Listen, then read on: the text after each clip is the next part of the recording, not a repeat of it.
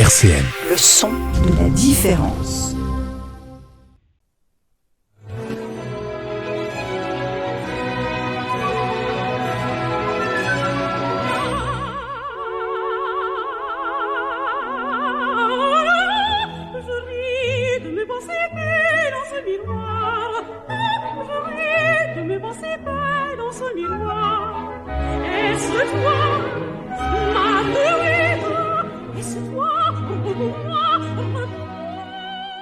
Bonjour à tous, vous êtes bien sur RCN et Radio Déclic et vous écoutez Le Son des Bulles, entièrement consacré à la bande dessinée. J'ai le plaisir d'avoir avec moi quelques chroniqueurs, Anne-Marie. Bonjour à tous. Francine. Bonjour. Françoise. Bonjour. Qui nous fait le plaisir de venir pour la première fois, alors bienvenue. Bienvenue François. Plaisir de venir. Et enfin, on est autant de filles que de gars. Yes. Ah oui, celle-là. enfin. Celle-là, je l'attendais. mais je peux répondre à ça. Non, mais il vaut mieux se taire. Ben, on peut répondre qu'on est autant de gars que de filles. Voilà, merci Olivier. Et nous avons également Bonjour. le plaisir d'avoir le vénérable Charles. Bonjour. Et nous aurons également Mirko, que nous sommes allés rencontrer à la parenthèse. Alors, aujourd'hui, le thème principal de cette émission sera une revue mythique, c'est Métal Hurlant. Vous aurez droit à un quiz sur Métal Hurlant par Olivier, mais sur Métal Hurlant première version. Vous aurez un historique de Métal Hurlant qui sera fait par moi-même et peut-être Olivier qui interviendra aussi. Oui, ou les autres aussi. Ou les autres. Qui Et peut se nous tromper. aurons, alors pourquoi cette émission? Parce que nous avons donc une troisième version de Métal Hurlant qui est paru le 29 septembre dernier, si mes souvenirs sont bons. Donc on a profité de cette sortie de la nouvelle version de Métal Hurlant pour reparler un peu de toute cette revue mythique et qui nous a fait rêver pendant des années. Alors donc on parlera évidemment de la nouvelle formule de Métal Hurlant. On en parlera tous, chacun pourra dire ce qu'il en pense.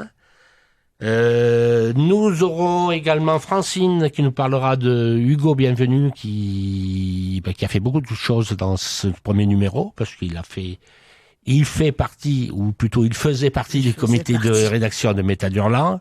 C'est lui qui a réalisé la couverture et il a réalisé quelques pages dans ce premier numéro. Il a également réalisé le teaser qui est sorti à cette occasion. Nous aurons Charles, le vénérable Charles, qui nous parlera d'un auteur du siècle dernier. D'avant-siècle dernier. D'avant-siècle dernier, c'est monsieur William Bush. Et nous aurons donc les nouveautés de Mirko en fin d'émission. Olivier, tu nous as préparé un petit quiz sur Métal Hurlant en première version. On espère être à la hauteur, mais on promet rien. Ouais, alors, comme d'habitude, c'est plus facile, moi, de poser les questions que d'y répondre. Oui. Comme ça, je vous laisse un peu vous débrouiller avec ça. Alors, on va faire rapide et on va essayer de faire des choses simples, parce que on n'est pas des érudits quand même. Vaut mieux. Qu'est-ce qu'on gagne? Ah oui, qu'est-ce qu'on gagne? Vous gagnez. Le droit de rejouer. Le droit de rejouer. Mais vous jouerez quelque chose. Il faut déjà répondre avant de gagner. Voilà. Première question. Oui. Alors, facile. Quels sont les fondateurs de Métal Hurlant? Druyet. Drouillet. Alors, moi, je connais celui que personne connaît, c'est Farkas. Bernard Farkas, oui. Yes. C'est lui qui avait les sous. C'est lui qui avait les sous, effectivement. Et il y en a deux autres. Il y en a un qui dessinait bien, qui a été un grand maître de la science-fiction. Moebius. Voilà. Et puis, comment? Non, j'allais dire Giraud, mais bon. Évidemment. Pourquoi pas? Toujours triché, toi. Et celui qui est aussi a impulsé tout Un ça. des grands fondateurs, mais le nom m'échappe. Bon, il a fait. Oh là là, il touche à tout, il a tout fait. Oui, Il a de la oui. bande dessinée, de la télé. Il a créé aussi Quand on lui avec donne le Manœuvre micro, les. on peut pas le récupérer. Il a créé avec Manœuvre les enfants du rock. Oui. C'est Jean-Pierre Dionnet. Voilà. Jean-Pierre Dionnet. Donc voilà. Alors, qui a gagné sur cette première question? On ne sait Personne. pas trop. Tout le monde. Tout le monde. Tout le monde a gagné. Deuxième question. Le prix du numéro 1. Oui, Oui, Jean-Jacques. peut-être un petit mot sur Bernard Farkas, parce que Bernard. personne ne connaît. Bernard Farkas, c'est plutôt un financier, mais il était quand même un petit peu dans l'édition, parce que il travaillait chez Nathan. Et avant de créer Métal Hurlant, Jean-Pierre Dionnet avait déjà une idée de créer une revue de science-fiction, et il s'était tourné vers Nathan, et ils avaient sorti à l'époque un numéro 0 d'un journal, d'une revue qui s'appelait Snack, mais qui n'a jamais vu le jour par la suite. Et c'est à cette occasion donc que Jean-Pierre Dionnet a connu Bernard Farkas et a été le chercher pour Métal Hurlant. D'accord. Et Bernard Farkas, donc qui est pas resté trop longtemps non plus, et qui a fini, qui est toujours homme d'affaires, et entre autres, c'est cocasse, et c'est lui qui a diffusé le Rubik's Cube. C'est marrant, hein, comme petite anecdote. Ouais. Alors, deuxième question. Si le prix... faut que je retrouve mon questionnaire. Parce que l'autre fois, j'avais dit, je vais poser comme question quel est le prix du numéro 1. Mais tout le monde, mais c'est en quelle monnaie? C'était au siècle dernier? C'était au siècle dernier. Oui, alors le prix du numéro 1, voilà, ça c'était... mais il faut traduire maintenant, c'est quoi? En euros. Qu'est-ce qu'on pourrait... Combien de demi on pourrait voir? Voilà, l'unité de mesure étant le demi. Un tiers de demi. C'est intéressant. Un tiers de demi. Un tiers de demi, d'accord. C'est intéressant. Alors, le prix du numéro 1 était de 8 francs. Oui. 8 francs. Ce qui fait environ 1,20 €. À notre groupe de jeunes qui sont... Qu'est-ce que tu veux que ça dise, 8 francs? 1,20 €, à peu près. 1,20 €, c'est même pas un demi. Hein. Non, c'est un tiers de demi. Alors, mais quel était le prix du dernier numéro, le 133? Pas le dernier, mais le 133. Alors là, tout ce que je peux dire, c'est que... Parce que je savais que Jean-Jacques, il avait la solution de la première. Voilà. Le 133 est paru en 1987, si mes souvenirs sont bons. Oui, et c'est toujours en francs. Hein. Et c'est toujours en francs. Allez, on va dire, je sais pas moi, 6 francs. Ah bon? Bah non, on commence à 8. Bon, on va mettre Jean-Jacques, ministre de l'économie. 16, on double. C'était 30 francs. 30 francs, ouais, ça avait beaucoup. Là, ça fait 3 demi, là, 3 demi. 4,50 €. 30 francs, ça fait quoi? Ça fait 5 €? 4,50 €. 4,50 €. La nouvelle formule, c'est 20 €. Tout à fait. Mais c'est aussi un numéro spécial, le dernier, avec un spécial été, etc. Et à comparaison, donc 4,50 €, le journal de Spirou est à 2,70 €. À 2 francs ou euros? 2 €. À 2 c'est vrai, quand tu remets tout en francs, ça fait mal. Ah oui, et par exemple, le Casemat est à 7,95 €. Donc finalement, c'est pas très cher. Alors, parmi les troisième question, parmi les fondateurs, lequel ou lesquels a reçu le Grand Prix d'Angoulême? Sachant que le Grand Prix d'Angoulême, c'est un prix qui... il y en a deux. Allez, Moebius. Non, il y en a deux pour moi. Ouais. Moebius et Drouillet. Et Drouillet. Bah oui. Ouais. Oui, vous êtes fort. Ça, c'est les deux que je parle. Donc, il y a eu alors Jean Giraud, Moebius en 1981 et Drouillet en 1988. Mais parmi tous les auteurs qui sont apparus dans Métal Hurlant, il y en a beaucoup qui ont reçu ce prix, ce Grand Prix d'Angoulême. Hein. Le dernier, c'est Corben. En fait, le dernier, c'est... Mais franchement, il est très fort, Jean-Jacques. Quand même. Incroyable. On va te piéger quand même. Hein. Le Grand Prix d'Angoulême, c'est remis depuis 1974 à un auteur de bande dessinée pour l'ensemble de son œuvre. Donc c'est quand même quelque chose d'assez important. Et effectivement, le dernier, c'était Richard Corben en 2020, mais il y a eu Mandrika, Margerin, Pétillon, Hugo Pratt, Jacques Tardy aussi, etc., etc. Donc il y a beaucoup d'auteurs qui sont venus dans Métal Hurlant, qui ont reçu ce Grand Prix. Ça veut dire que Métal Hurlant, quand même, glanait beaucoup de très bons auteurs, de très bons dessinateurs. Ils sont tous passés par Métal Hurlant. Ouais. Ils sont tous passés par Ils venaient Métal d'ailleurs déjà, mais d'autre part, puis ils sont passés par Métal Hurlant, et effectivement, c'est quand même gage de qualité. Quatrième question, qui a trouvé le nom Métal Hurlant? Non, c'est pas toi. Un forgeron? Non. Comment? Un forgeron? Il est mort il n'y a pas longtemps. Ah, oui. Qui est mort? Iron Maiden? Pas mal. Pas mal. Mandrika qui est mort il n'y a pas longtemps. Mandrika. Qui est mort Bravo. il n'y a pas longtemps. Oui. Nikita Mandrika. qui lui a fondé l'Écho des Savanes avec Claire Bretécher et Gottlieb. Alors au départ, Giraud, Drouillet et Dionnet, ils avaient trouvé comme nom l'étoile mécanique. Alors ils ont dit, tiens, Dionnet, Mantrica, qu'est-ce que t'en penses? Il dit, c'est nul. C'est nul, je te trouve autre chose. Ouais. Et puis, voilà, quoi, il a suggéré, il a fait tout un espèce de brainstorming à lui tout seul. Et le métal hurlant est apparu. C'est un nom qui suggère l'idée de souffrance du métal qui hurle sur la poussée des réacteurs à plein régime. Wow. Voilà, c'est ça, métal hurlant. Et le logo, c'est, entre parenthèses, le logo métal hurlant, c'est Étienne Robial qui l'a créé. Étienne Robial qui a créé Futuropolis. Avec Florence Sestac. C'est ça. Voilà. Encore une autre? Allez, encore une. Dernière, allez. Qui n'a jamais fait partie de la couverture de Métal Hurlant? Stéphanie de Monaco. Ah bah. Là, c'est-à-dire, j'ai quelques propositions à vous faire. Mais effectivement, t'as gagné, Jean-Jacques. Charles, t'as gagné quand même la bonne réponse. Un auteur qui n'a jamais fait de Métal Hurlant, qui n'a jamais fait. Alors, parmi ceux que je vais vous proposer, oui. Qui n'a jamais fait partie de la couverture de Métal Hurlant en tant qu'affiché, portrait. Alors, Sarkas, c'est pas un non mais. Vous attendez un peu. Les jeunes. Alors, parmi Clint Eastwood, Claude François, Johnny Hallyday et Michael Jackson, lequel de ces 4 personnes? Clint Eastwood a fait partie. Claude François a fait partie. Mais alors les deux autres, je ne sais pas. Redis les deux autres. Alors les deux autres, c'est Johnny Hallyday et Michael Jackson. Donc c'est Michael Jackson. Et tout le monde dit pareil? Oui. Jean-Jacques, tu as faux. Alors c'est qui alors? Alors, Johnny Hallyday, il n'a jamais fait partie en tant qu'affiche. Mais il a été dans un numéro quand même. Voilà, il a été quand même dans un numéro, le numéro 119, en lien avec Mad Max. Et puis Michael Jackson, c'était le numéro 106, où il se prenait une pêche par Prince. Avec le titre, c'était un article de Philippe Manœuvre, avec le titre, c'était Michael Jackson ou Prince, manœuvre choisie. Et puis sinon, Clint Eastwood avec une interview de Antoine Decaune dans le numéro 114 et Claude François dans le numéro 103 avec le titre Clo-Clo vivant. Oui. Et là, alors qu'il était mort. C'est pas. Oui, alors qu'il était mort. Ouais.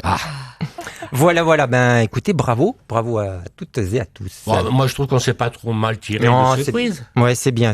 Mais ce qu'Olivier ne sait pas, c'est que nous aussi, nous lui avons préparé un petit quiz sur Métal Hurlant. C'est de bonne guerre. Hein. Bon, la première question, c'était qui a inventé le titre de Métal Hurlant? Bon, ça va. Ouais. Mais quels sont les auteurs présents dans le premier Métal Hurlant? Là, celui-là. Tiens, fais voir. Quels sont les auteurs présents dans ce numéro-là? Ils sont même pas marqués dessus, quoi, parce que généralement il y avait les auteurs qui étaient marqués dessus. Olivier. C'est plus facile de poser des questions que d'y répondre. Mais c'est ce que j'ai dit au départ. C'est plus facile. Forcément, il y a Moebius, Drouillet. Oui. Il n'y avait pas Serge Leclerc. Non, il n'était pas dedans déjà. Non, Serge Leclerc est arrivé plus tard. Pas beaucoup, mais. Oui, vers le numéro 7, 8, 9, par là. Ouais. Écoute, je sèche. Puis en plus, tu me l'avais pas donné celui-là. Non, celui-là, il le donne à personne. Donc il y avait Jean-Pierre Dionnet. Dionnet, oui. Il y avait un Américain, Corben. Et il y avait Gall, Jean-Claude Gall. Ah oui, d'accord. Voilà tous les auteurs qui étaient présents dans le premier numéro. Et qu'on a retrouvé dans beaucoup de numéros, Corben, Gall, tout ça, quoi. Oui. Ok, je me suis fait piéger, bravo. Oui. Merci Jean-Jacques. Je m'en vais. De combien de numéros est composée la première série de Métal Hurlant? Il est vache. Ah oui, non, 133. Voilà. Ah oui, voilà. 133. Ils s'en sortent pas si mal que ça. Ouais, ils s'en sortent pas que. Mais je sais que la nouvelle version est composée d'un seul numéro. Oui. Pour l'instant. Pour l'instant, oui. Pour l'instant. Bien. Un petit mot sur l'histoire de Métal Hurlant. Pour rafraîchir la mémoire s'il en est besoin. Donc, Métal Hurlant est un magazine de bande dessinée de science-fiction créé en 1975 et édité par les Humanoïdes Associés. Il connaît différentes époques de parution. Tout d'abord de janvier 1975 à juillet 1987, puis de juillet 2002 à octobre 2004. Il vient de reprendre sa diffusion le 29 septembre de cette année. Métal Hurlant a été créé sous l'impulsion de Jean-Pierre Dionnet, son rédacteur en chef de 1975 à 1985. Métal Hurlant apparaît comme une des revues majeures de la presse adulte. Un véritable laboratoire d'où sont sortis quelques chefs-d'œuvre et bon nombre de grands noms de la bande dessinée contemporaine.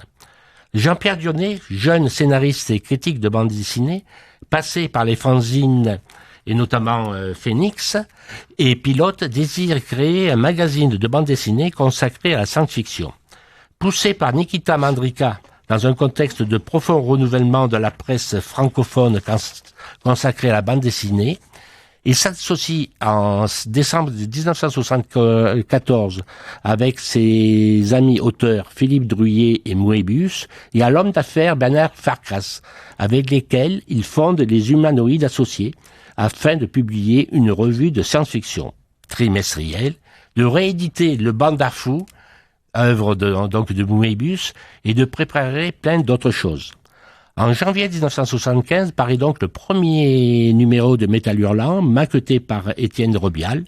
La publication est réservée à l'époque aux adultes, et ce jusqu'en janvier 1978. L'équipe se diversifie, accueillant entre 1975 et 1977 aussi bien des auteurs déjà reconnus comme Gottlieb, Mandrika, Tardy, Fmur, Jean-Claude Forest, Gillion, que de jeunes Français prometteurs comme Serge Clair, Franck Margerin, Chantal Montellier, Denis Cyr, et quelques auteurs encore peu connus comme Alvos, Schuiten et Seppi. Le magazine propose des critiques de romans de science-fiction, de polars et de disques. Avec l'arrivée de Philippe Manœuvre en 1976, le rock s'installe dans la revue. Une petite bibliographie pour ceux qui veulent aller plus loin dans l'histoire de Métal Hurlant. Métal Hurlant, la machine à rêver, c'est le livre qu'Olivier, tu nous le montres. Montrez à la caméra. Voilà. Métal Hurlant, 1975 à 1987, La machine à rêver, écrit par Gilles Poussin et Christian comment il s'appelle? Je sais plus, je l'ai mal écrit. Marmonnier, pardon. Et publié chez De Noël. À noter que cet ouvrage vient d'être réédité, parce qu'il était devenu plus ou moins introuvable. Il vient d'être réédité avec une nouvelle préface ou postface, je sais plus, de Jean-Pierre Dionnet. Je vous recommande également une bande dessinée, mais on l'a pas là, donc je vais pas porter, de Serge Clair, qui est le journal, qui relate l'histoire de Métal Hurlant. Il y a également, il faut lire les mémoires de Jean-Pierre Dionnet. C'est un livre qui est paru il y a à peu près 2 ans, où il relate toute sa vie, mais il y a évidemment une grande partie sur l'histoire de bande dessinée. Et également un livre catalogue, si vous voulez, qui est tiré d'une grande exposition qu'avait fait Michel-Édouard Leclerc à Landerneau, où il avait fait une exposition sur Métal Hurlant et sur À suivre. Et il y a des interviews de tous les protagonistes principaux qui sont passés dans Métal Hurlant. C'est très intéressant à lire. Voilà donc pour un petit retour. Je vous aussi, si dans ce domaine-là, je vous recommande également le dernier numéro des Cahiers de la bande dessinée, où il y a plein de choses qui nous intéressent, parce que il y a un grand article par Yves Frémion sur Métal Hurlant. On a également un article sur l'exposition à Épinal, à l'imagerie d'Épinal sur l'histoire de la bande dessinée là-dessus. Et on a un grand article également sur Hugo Bienvenu. Donc, il colle tout à fait à ce numéro. Les Cahiers de la bande dessinée collent tout à fait à ce qu'on vous a présenté et la dernière émission et cette émission. Voilà, le 29 septembre, comme tous les mercredis, j'ai mis mon réveil à 7h du matin. C'est le seul jour de la semaine où je mets mon réveil à 7h du matin. Est-ce que tu sais pourquoi, Charles? Est-ce que tu te lèves? Oui, mais pourquoi je me lève le mercredi matin? Aucune idée. Voyons. Les autres jours, tu te lèves pas. Oui, l'autre jour, je me lève pas. Oui, alors? Eh bien, c'est une raison très simple, c'est que le mercredi matin, c'est le jour du Canard enchaîné et le jour de Charlie Hebdo. C'est vrai, c'est le Canard enchaîné. Et donc, je veux être le premier à avoir sur mon bureau le Canard enchaîné et voir les dessins de nos amis et de tes amis surtout. Le Frétouron, voilà. Dutrex et... Comment il s'appelle Diego Aranega de l'Araignée. Voilà. Qui habitent tous aux 3 maisons, quand même. Faut dire que le Canard enchaîné est quand même fait aux 3 maisons. De Nancy, voilà, bon. C'est vrai. Et donc... Et l'Indingre, de temps en temps, mais l'Indingre, il habite Metz, donc ça compte pas. Et donc, en arrivant chez mon marchand de journée favori, qu'est-ce que je vois? Je vois quelque chose d'un peu sombre, mais avec des couleurs qui tapent à l'œil. Que je dis, mais qu'est-ce que c'est? Métal hurlant. Voilà, c'était le premier numéro du nouveau Métal hurlant. Alors, que dire là-dessus? Que dire là-dessus? Déjà que c'est un gros pavé. Il y a 288 pages. Il pèse 773 grammes. De qui tu parles? C'est pas moi. Non, c'est pas moi. J'ai peut-être maigri de 773 grammes. Bon, dedans, il y a 20 histoires courtes. Tout à l'heure, tu as dit 30, moi j'ai noté 20, mais... On va dire 25, ça vous va, non? Qui sont 100% inédites. Il y a 60 pages d'articles, d'interviews et d'analyses, et le prix est de 19,95. À la lecture, moi j'étais un peu surpris, ça m'a un peu dérouté, parce que pour moi, j'achetais une revue de bande dessinée, et toutes les premières pages, c'est que des articles. Ouais. Bon, parce que moi je dis ça, moi personnellement, ça m'a un peu dérouté. Oui, c'est vrai. Voilà. C'est vrai que si on sait pas qu'il y a des BD derrière, ça fait 50 pages d'articles qui sont très bien faits, qui sont bien rédigés, tout ça, qui sont bien dans le thème aussi, mais on se dit mince, qu'est-ce qui se passe? C'est qu'il n'y a pas de BD, quoi. Où elles sont, voilà, ça va. À première lecture, bon, après, il y a de la bande dessinée, il y a tout ce qu'il faut dedans. Que dire? Donc, sur oui, j'ai écrit 2 fois 28 histoires, voilà. Parmi lesquels, parmi les auteurs, on a Mathieu Bablé, Hugo Bienvenu, Brian Michael Bendis et Fabien Wellman. Le principe, c'est qu'on aura un numéro comme ça avec des nouveautés et un numéro sur 2 avec des reprises, j'appelle ça vintage, avec des reprises des métal hurlants d'il y a maintenant 45 ans. Donc moi j'attends vintage, quelqu'un a compris ce que c'était vintage? Vintage. Ah, vintage. Mais il a fait 2 fautes. Il a dit vintage, des métal hurlants. Alors il aurait dû dire des métaux hurlants. Ah oui, c'est vrai. Donc, j'attends avec impatience le prochain numéro, parce que si c'est pour nous resservir que des choses que j'ai déjà dans ma bibliothèque, je risque d'être un peu déçu. Mais j'imagine que ça s'adresse aux jeunes qui n'ont pas connu, qui n'ont pas connu Métal hurlant. Je sais pas. Donc, ouais. Qu'est-ce que vous en pensez? Moi, j'ai trouvé que c'était quand même, alors on en discutait tout à l'heure, c'est peut-être un pas très bon Métal hurlant, mais c'est un bon magazine pour moi de science-fiction, BD science-fiction, je trouve, parce que la partie, je suis un peu comme vous parce que la partie au départ, j'ai pas trop lu non plus, mais ça doit être très intéressant quand même. J'ai pas trop lu non plus. On vous dira ça dans 2-3 ans quand on aura tout lu. Mais après le côté les bandes dessinées, donc la vingtaine de bandes dessinées, moi j'ai trouvé que elles sont bien. Enfin moi ça m'a bien plu de les lire. J'ai passé un bon moment. En plus c'est petits formats, c'est 10-15 pages, avec des histoires différentes, avec des styles différents, avec du graphisme, etc. Ça fait que ça donne un dynamisme un peu particulier et c'est vrai que pour découvrir des auteurs qui sont pas trop connus, c'est hyper intéressant. Et puis l'objet lui-même, il est quand même pas mal, quoi. Il faut bien le reconnaître. Oh, il est très bien. Le problème n'est pas là. Si, problème il y a d'ailleurs. C'est vrai. Mais Tout à l'heure, Charles disait que ça, c'était un peu comme Carla Bruni. Mais non, mais si tu veux, il faut pas qu'on analyse ça comme on l'a fait il y a 50 ans. Si tu veux, il y a 50 ans, on était déjà plus jeunes, on sentait bon le sable chaud. Maintenant, non mais on avait les cheveux blonds.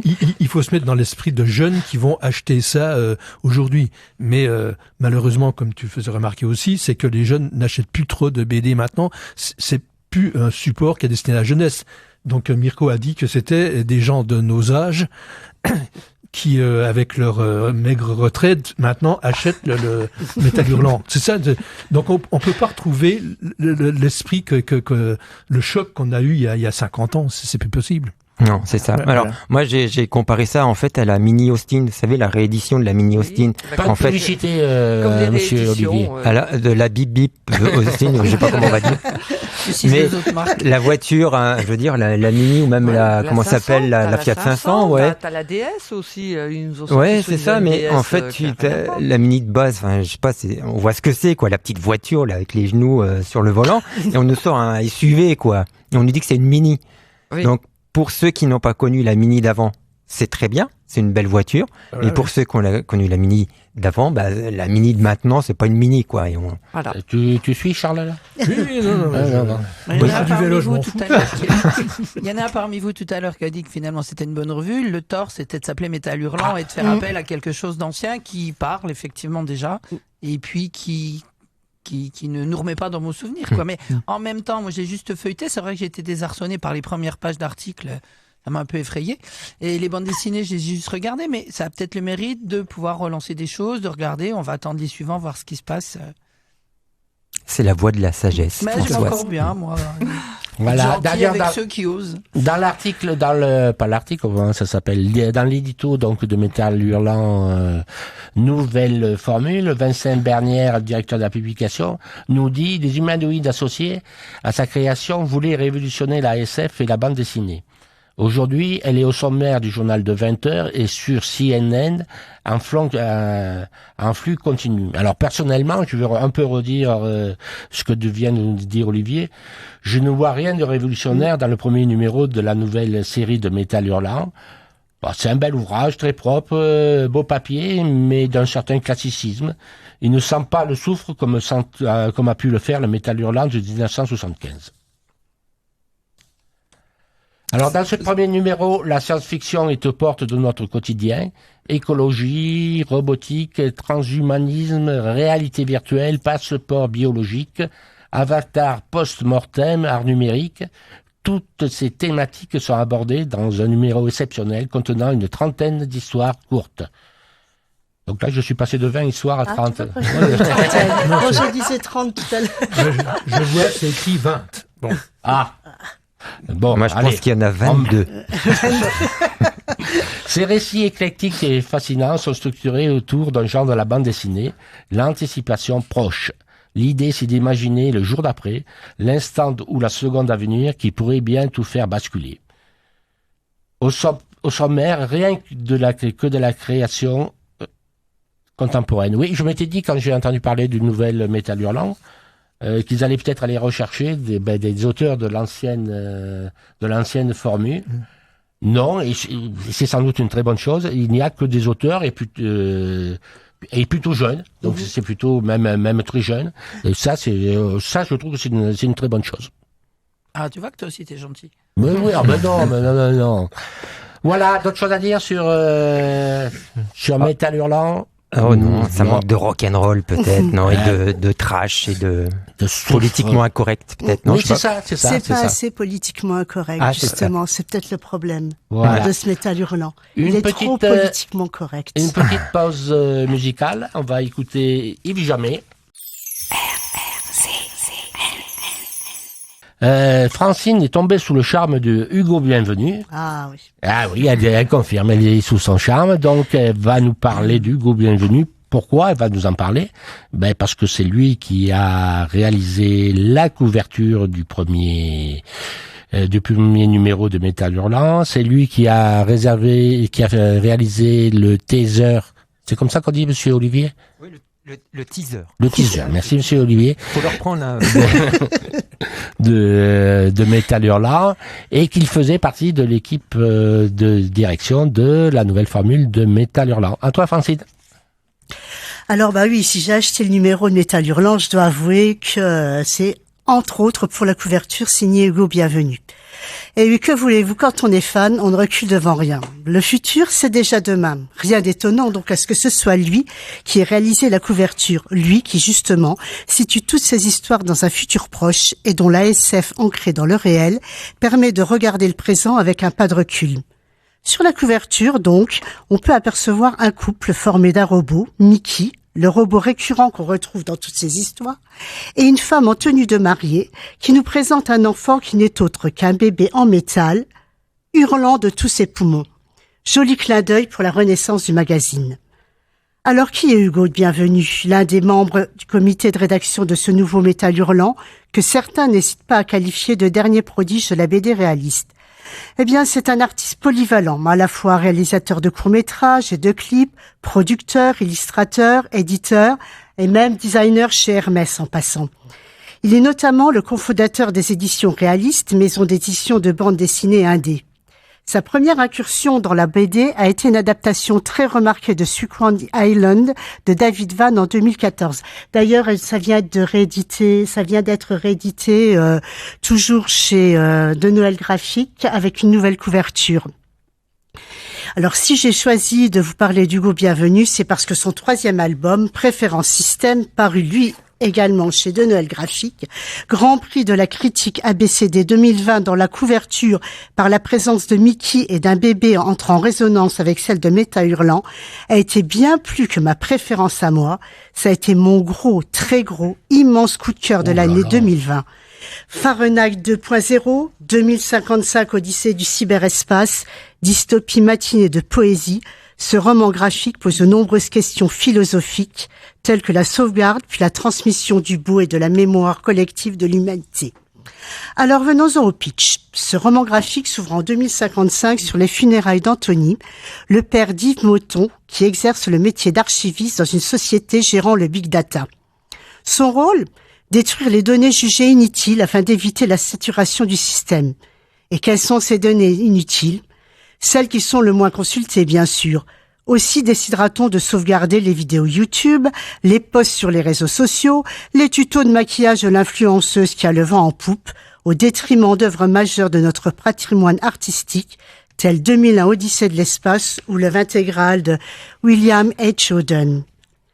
Yves, lui, veut sauver ce qu'il considère comme la beauté du monde. Alors inlassablement, il tenta de défendre ses œuvres devant 2 juges, le plus souvent en vain. Alors, avant de les détruire, il en sauvegardera les données dans les mémoires de son robot domestique, Mickey, mettant en péril non seulement sa propre personne, mais également sa femme Amy, avec laquelle il entretient des rapports de plus en plus tendus, et leur enfant à venir. Ce n'est pas Amy qui porte le bébé, comme on peut le voir d'ailleurs sur la couverture, mais Mickey, programmé par Yves pour sauvegarder les fichiers subtilisés, mais également protéger Izzy, la petite fille à naître, au cas où les choses tourneraient mal. Suite à des soupçons de fuite, le bureau des enquêtes va lancer une investigation afin de découvrir le coupable. L'étau se resserre et Yves se verra contraint de prendre la fuite avec Amy, Mickey et son précieux chargement, direction l'Auvergne. Parviendront-ils tous sains et saufs? Les données seront-elles sauvées? Je m'arrêterai là, je ne vais quand même pas vous spoiler la fin. Venons-en au dessin, qui lui est précis et efficace. L'essentiel, selon le BDiste, est de créer un sentiment de familiarité sur quelque chose qui n'existe pas encore. C'est pourquoi le décor, que ce soit Paris ou la campagne, l'intérieur de l'appartement d'Yves, de son lieu de travail, sont ancrés dans le réel, la notion de futur étant amenée par l'habillement, les voitures, les designs des cases de réalité virtuelle et les robots, bien sûr. Un soin tout particulier a été apporté à l'expressivité du bébé. Au premier abord, j'étais pas vraiment attirée par les dessins, au large aplat de couleurs parfois saturées. En revanche, ce qui m'a littéralement envoûtée, c'est l'histoire. On va passer d'un climat froid, inquiétant dans la première partie, à un récit initiatique et une ode à la nature, empreint de poésie dans la seconde, plus contemplative, avec de nombreuses planches muettes jusqu'à la scène d'action finale. Et puis, il y a la magnifique utilisation de Funeral Blues, poème d'Auden, immortalisé dans le film 4 mariages et un enterrement. Arrêtez les pendules, couper le téléphone.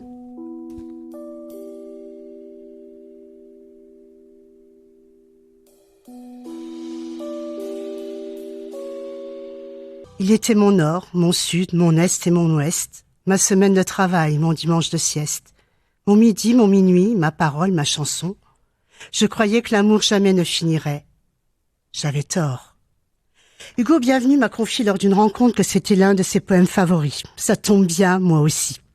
Alors enfin, pour conclure, je préciserai que Préférence Système est le deuxième opus d'une trilogie. Le premier opus, Paiement accepté, où on retrouve également Mickey, mais sous une forme moins élaborée, et dont l'action se situe également dans un futur proche, en 2058, est une réflexion sur le 7e art autour du désir de reconnaissance, de notoriété, des difficultés liées au financement et les affres de la création, lors du tournage d'un film de SF à portée philosophique.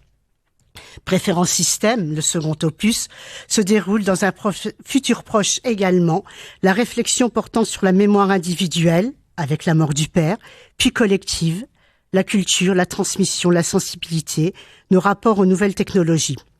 Le troisième opus, contrairement aux deux autres, se déroulera lui dans un futur très lointain. Autre ouvrage qu'on peut relier aux deux précédents qui vient de sortir également chez De Noël Graphique, Total, qui regroupe deux histoires parues précédemment en noir et blanc aux éditions réalistes, Premium Plus et Développement durable. Deux épisodes de la vie de Kurt, un businessman cynique, incarnation caricaturale du capitalisme, un album de 364 pages étonnant quant à sa présentation au format ancien livre de poche sous écrin doré. Le thème central, commun à tous ces ouvrages, n'est pas la technologie, mais bien une réflexion sur notre monde et le bonheur, Mickey étant une sorte de miroir placé devant l'humanité afin de mieux le questionner. D'ailleurs, en mai-juin 2022, paraîtra chez Réaliste le journal de Mickey, à ne pas confondre avec le journal de Mickey, qui regroupera les récits d'une trentaine d'auteurs, dont Hugo Bienvenu apprécie le travail. Peut-être ceux qu'il avait souhaité faire venir à Métal Hurlant et qu'on lui aurait refusé, ce qui explique en partie que le premier numéro à peine sorti, on apprend qu'Hugo Bienvenu quitte déjà le comité de rédaction. N'est-ce pas, Jean-Jacques? Métal Hurlant renaît, mais déjà un divorce. Alors, je tiens à préciser que je serai très prudent dans ce que je vais dire, parce que moi, pour l'instant, je n'ai trouvé qu'une seule version, c'est la version de Hugo Bienvenu. J'ai guetté sur le site des humanoïdes associés ce qu'ils en disaient. Pour l'instant, j'ai rien trouvé, donc je vais être très prudent. Il était l'incarnation de la renaissance donc de Métal Hurlant, en signant notamment la superbe, parce qu'elle est vraiment superbe, couverture du numéro 1. Il était également membre du comité de rédaction, mais il a déjà quitté le navire de Métal Hurlant, alors que le magazine mythique retrouve à peine sa place dans les kiosques. Je cite Hugo Bienvenu. J'ai essayé de ramener des auteurs et autrices dont je trouvais la voix importante, mais la plupart m'ont été refusés. Je pensais avoir plus de liberté, sauf que je me suis retrouvé devant une équipe pétrifiée par l'enjeu d'un tel recours. J'ai donc quitté le comité éditorial dans lequel je ne me retrouvais pas du tout. J'avais l'impression d'être à l'école, là où j'y allais comme un acte militant pour développer un nouvel espace de création. Dans la foulée, il va lancer, Francine vient le dire, le journal de Mickey, du nom de son robot, de son personnage fétiche, chez la maison d'édition réaliste, et ça doit paraître mai-juin 2022, avec les récits d'une trentaine d'auteurs dont j'adore le travail. Il tient à préciser que ce nouveau magazine n'est pas créé en réaction à son départ de Métal Hurlant. Voilà, moi j'irai pas plus loin aujourd'hui parce que j'en sais pas plus. J'espère que ça mettra pas en péril la nouvelle version de Métal Hurlant. Voilà. Si on en sait plus à un moment donné, on vous en dira, mais à l'heure d'aujourd'hui, c'est difficile de vous en dire plus. Voilà, juste pour conclure, il y a un numéro, le 61 bis, que tu n'es pas sans connaître, Jean-Jacques, qui ressemble quand même beaucoup. On retrouve un peu le spécial Futur Heureux, oui. Voilà, oui. Où on retrouve un petit peu la graphie de Mickey notamment, et puis ce mélange robotique et puis humanité. Une couverture d'Eberoni. D'accord, je ne me souvenais plus qu'il avait fait. Françoise, Et il paraît qu'il faut qu'on aille à Gerbévillers, voir le château, c'est ça? En faisant des recherches sur Métal Hurlant, il faut savoir qu'en Lorraine en ce moment, Gerbévillers et Dame-le-Vière, il y a un festival Métal Hurlant. C'est effectivement tout à fait local. Ça se passe dans le cadre de Jeunesse et Territoire Euron 3e, donc Meurthe, Moselle et puis Madon, j'imagine. Alors il y a une super affiche d'un gratteux sur un fond de fonderie. J'arrive pas à savoir qui est-ce qui a fait cette affiche. Il y a des expositions, des créations, des concerts, des rencontres. Il y a aussi eu, il y a eu des sculpteurs qui sont venus pour faire des créations à partir de tas de ferraille. Il y a eu des démonstrations de Maréchal Ferrand, une bande dessinée sur Radio Lorraine Cœur d'Acier, qui était quand même une radio libre des premiers moments. Là, en ce moment, on a les Fondus de ferraille. C'est une exposition qui est jusqu'au 31/10. Donc à la fin du mois, là, avec les Rois de la Récup, actuellement à Gerbévillers à la Chapelle des Arts. Mais c'est mercredi, samedi et dimanche après-midi uniquement. Donc il va falloir un peu se bouger parce que c'est rapide. Et il y a une autre exposition ensuite à Gerbévillers sur les clés et les coffres-forts qui doit durer jusque fin novembre.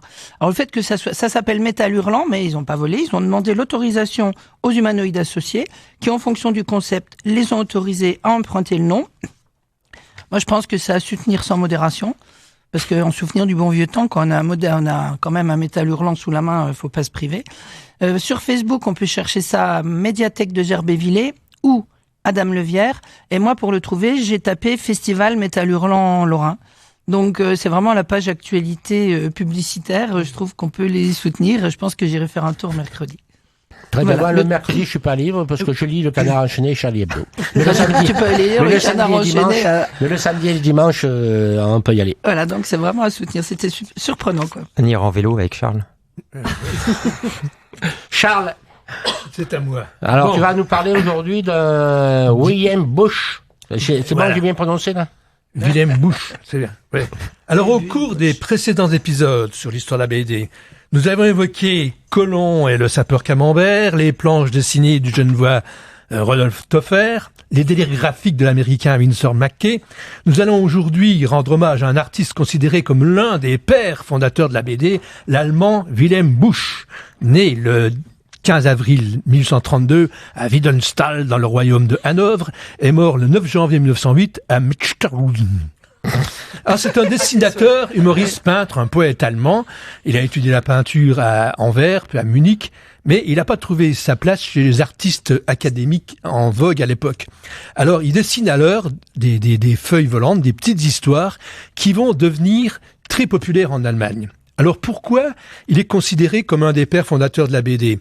Il n'a pas créé des BD comme on les connaît sous la forme actuelle, mais il a écrit des petites histoires écrites en vers dans laquelle il va utiliser ce qu'on appelle la séquentialité des images. Voilà, ce sont donc une histoire avec qui se suit comme ça. Par exemple, la tapisserie de Bayeux, c'est des images séquentielles, mais c'est pas une bande dessinée parce que il y a pas les phylactères. Pour que ce soit une bande dessinée, il faut qu'il y ait les deux. Séquentialité des images et les phylactères. Voilà. Bon, après, je vous parlerai des onomatopées dans un autre discours, mais je prendrai des notes pour voir ceux qui suivent mes propos. Alors. On suit. Bon. Alors, cette forme de... Bon, après, il faut comprendre. Ouais. Oui. Alors, cette forme de procédé narratif va inspirer un très, très grand nombre d'auteurs. On va revenir là-dessus. Bon. Qu'est-ce qu'il a fait de particulier, ce Wilhelm Busch? Il a écrit l'histoire de Max und Moritz, qui raconte l'histoire de deux garnements insupportables qui s'amusent à terroriser leur entourage et les notables du village. Alors, ils sont absolument réfractaires à l'ordre, ils ne connaissent aucun respect. Malheureusement pour eux, la vie finira par se venger puisque tous deux seront punis de leurs méfaits en finissant en nourriture pour les oies après avoir été écrasés par les roues d'un moulin. Voilà. Oh là là. Alors, Max und Moritz est composé de 7 épisodes qui décrivent cette bêtise et se conclut par la mort des deux enfants. Gros succès en Allemagne, où le conte souligne l'importance d'une éducation autoritaire.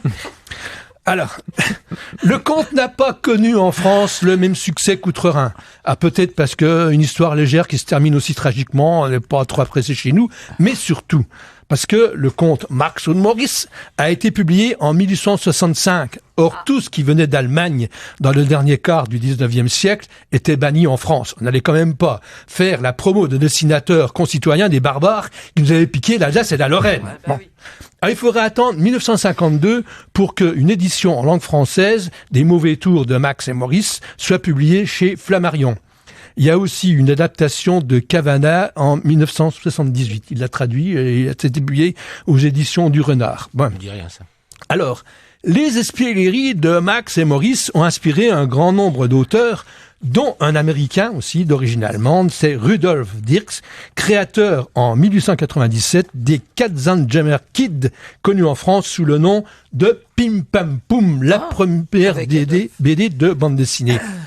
Alors, les historiens de la BD sont divisés en deux clans irréconciliables. Alors on peut pas, il y a une guerre acharnée pour choisir entre The Yellow Kid de Winston McCay et Katzenjammer Kid de Rudolf Dirks pour savoir quelle est la première BD. Voilà. Alors, quand j'ai écrit cette chronique à 10h30 hier, il semblerait que le titre vienne à Katzenjammer Kid pour l'instant, autrement dit à Pim Pam Poum, une histoire dessinée dans laquelle il y a l'emploi séquentiel des cases et l'usage de phylactères. Alors, outre que cette série soit certainement l'ancêtre des BD publiées sous la forme actuelle, elle est très connue aussi dans l'histoire de la BD qu'elle est à l'origine d'un litige qui a opposé son créateur Rudolf Dirks au premier éditeur Hertz, de William Hertz, qui a inspiré Citizen Kane. C'était le gars qui a inventé les tabloïds. Alors Rudolf Dirks souhaitait prendre une année sabbatique en 1912, mais Hertz s'opposait à ce que la série soit interrompue. Donc il a confié à un autre auteur, Harold Kner, le soin de poursuivre la série. Dirks a alors publié sa propre série dans les journaux concurrents de Pulitzer, ce qui fait que il y avait la coexistence de deux séries parallèles, une dans les journaux de Hertz et l'autre dans les journaux de Pulitzer. Et ce qui a surtout donné lieu à un nombre interminable de procès pour savoir qui était à qui revenaient les bandes dessinées. Donc maintenant, aux États-Unis, la jurisprudence fait que c'est l'éditeur qui est propriétaire du personnage, tandis que en Europe, c'est l'auteur qui reste propriétaire, parce que si vous avez suivi ma dernière critique, j'avais parlé de Tintin et le Thermozéro qui reste dans les cartons chez Casterman et qui sera publié que dans 70 ans. Voilà. Alors, les deux garnements, c'est Pam et Poum, directement inspirés de Max et Moritz. Il y a la tante Pim qui est naïve, il y a le capitaine, l'astronome, et puis qui sont eux deux pochetrons qui ne pensent qu'à picoler. Mais c'est quand même, ça fait 124 ans que ça dure et c'est quand même une bande dessinée qui il y avait Adolphe aussi. Il y avait un personnage qui s'appelait Adolphe. Adolphe, oui, c'est il y a Adolphe, il y a Léa, il y a mais suivant les séries dessinées par Dirk Erkner, il y a des personnages supplémentaires en plus. Mais le principal, c'est Pim, Pam et Poum, l'astronome et le capitaine. Ceux-là, on les revoit dans toutes les séries. Ben voilà, je crois que j'ai terminé. Alors, Katzenjammer, ça veut dire les chats qui pleurent, littéralement, mais c'est le nom de la gueule de bois en allemand. Ah. Très bien, nous remercions notre puits de science, monsieur Charles Ancet. On arrive à la fin de cette émission qui a été très dense et quelques petites annonces. Tout d'abord, des dédicaces à la parenthèse. Le 6 novembre, nous aurons Maillet qui sera en dédicace pour Ténébreuse. Et un peu plus tard, j'ai pas noté la date, on vous la mettra sur la page Facebook. On aura Thierry Martin et Cornette qui seront là pour Mickey et les 1000 pattes. Je vous rappelle l'exposition au musée de l'image d'Épinal, l'imagerie populaire aux origines de la bande dessinée jusqu'au 2 janvier 2022. Avec un très bel article de Yves Frémion dans le dernier numéro des Cahiers de la bande dessinée. Nous avons également une performance bande dessinée, récit musique, humain, la Roya est un fleuve, donc c'est tiré d'un livre qui a été écrit par Edmond Baudouin et Troups, je me rappelle plus le prénom de Troups d'ailleurs, ça fait rien. Donc le 18 novembre, ce sera à la maison des étudiants de campus Artem, rue Michel Dinet. Le 19 novembre, ce sera à la médiathèque Jules Verne de rue Malines à Vendeuvre. La performance a été imaginée par Perrine Morin Boudouin, et qui combine le texte écrit par Léo Lagrange, le travail musical d'Aude Romary au violoncelle et les dessins donc d'Edmond Boudouin et de Troups. Elle raconte une tragédie de notre temps avec force, pudeur et délicatesse. Nous voilà donc arrivés au terme de cette émission. Merci à tous les chroniqueurs, merci à Jean-Luc qui était à la technique, merci à RCN et Radio Déclic qui diffusent notre émission. La prochaine émission sera diffusée le 18 novembre de 18h à 19h. Le thème principal sera la divine bouteille. Et oui, nous tenons à fêter dignement la sortie du Beaujolais nouveau. Vous y retrouverez également les rubriques habituelles. Vous pouvez nous joindre par courrier à RCN Le Son des Bulles, 2 rue Bonnevay 54 401 Nancy, par téléphone au 06 82 46 49 51, par mail lesondesbulles@gmail et sur notre page Facebook Le Son des Bulles. Merci et à bientôt. Merci, au revoir. Au revoir. RCN, www.rcn-radio.org